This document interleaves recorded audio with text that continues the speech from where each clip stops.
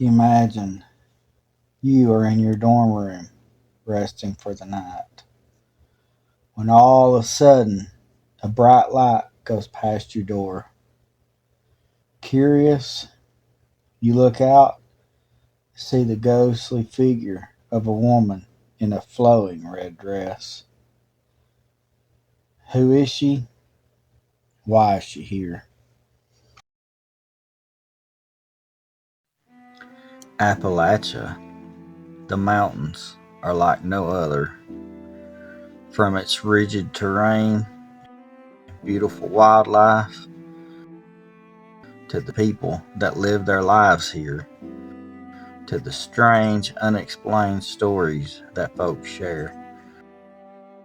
Join me while I share this amazing place, one story at a time. This is the lady in the red dress. The lady in the red dress is a sad story that takes place on the grounds of a Huntingdon college. In 1854, Methodist minister slash teacher Andrew Lipscomb founded the Tuskegee Female College in Tuskegee, Alabama.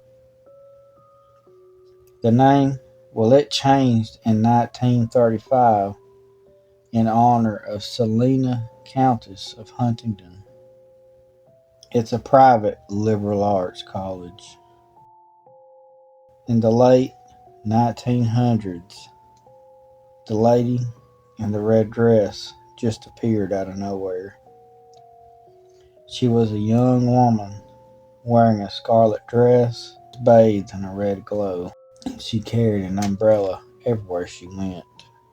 She wandered the halls of the dormitory, made her way outside to the gateway, and then disappeared to never be seen again. That's just the first story that was told of the lady in red.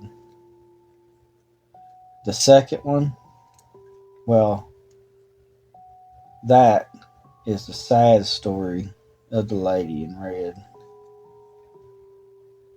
A young student named Martha moved from New York to the college to study. She was forced to move to Huntingdon by her father, for his mother had attended here and he wanted her to as well. Her father was rich and was deeply in love in Alabama, and that's why she came. Martha wore a red dress when she first came to Huntingdon. She often decorated her room with red as well. Her classmates asked her about her obsession with the color red, but she was reluctant to tell them.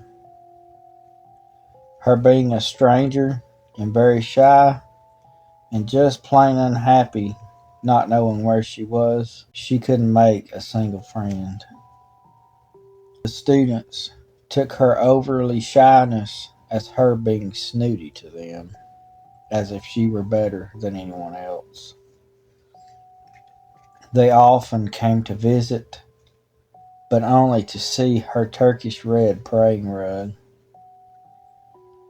She was assigned a roommate, but her roommate couldn't stand the quiet and strange acting Martha, so she got permission and moved out. This became a regular thing. No one stayed more than a week or so. Finally, the dean of the college convinced the dorm president, who was so friendly she could befriend a rock, to move in with the girl. Try as she might, Martha grew bitter with the girl rather than befriend her. Growing depressed that Martha wouldn't be her friend, she began to pack and move out. This broke Martha's heart. She had a sudden outburst of anger, for Martha thought that the girl would really be her friend. She felt abandoned by the one person who she thought to be her friend. Martha began to act strange soon after. She would wander the halls of the dormitories late at night. She would never say a word, just stare off into space. She would open and close the doors to the girls' dorm rooms and then run away down the hall. Sadly, Martha hadn't shown up for class or her meals in the cafeteria. Noticing this, the dormitory president began to feel guilty for abandoning the girl, so she went to check on her. When she got to Martha's room, opened the door, the girl screamed and then fainted in the doorway. Hearing the screams, the girls came running and found a gruesome sight. Martha was dressed in her red robe and draped in her red bedspread, laying in a pool of blood. For the poor girl bled to death from slashing her wrist. Soon after Martha's death, students began to report to see Martha in her red robe wandering the halls of the dormitory late at night. Martha began haunting the halls of the Pratt Hall. Today, the hall is used for the Department of Education and Psychology. They are no longer used for the dormitories. But strangely, there are other ghosts that haunt Huntingdon College as well. There is a young male that often is seen walking the grounds who had shot himself in the 70s. There's also a young boy who is told to drown in the college pond. And we can't forget Frank. He's the library ghost, a poltergeist who frequents the library. Over the years at Huntingdon College, there's been some strange sightings. Now, why the spirits still hang around after they've gone on, no one knows.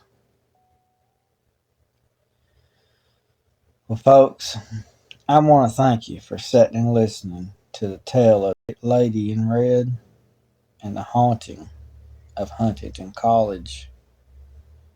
Well, I appreciate you listening. I sure love you to pieces, and I'll see you next time.